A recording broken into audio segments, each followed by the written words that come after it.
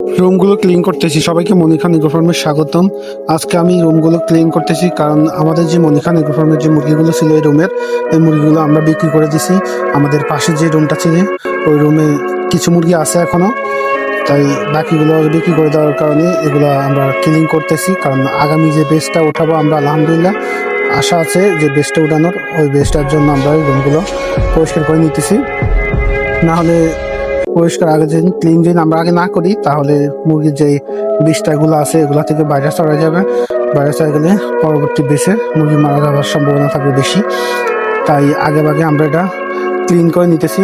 এগুলা বিষটাগুলো ফালানোর পরে আমি রুমগুলো ভালো করে ওয়াশ করে নিব ব্লিচিং পাউডার দিয়ে, তারপর চুন দিয়ে, এরপরে ফুল পাউডার দিয়ে, এগুলো দিয়ে ভালো করে ওয়াশ করে নিতে হবে। তারপর আবার জীবাণুনাশক মারতে হবে।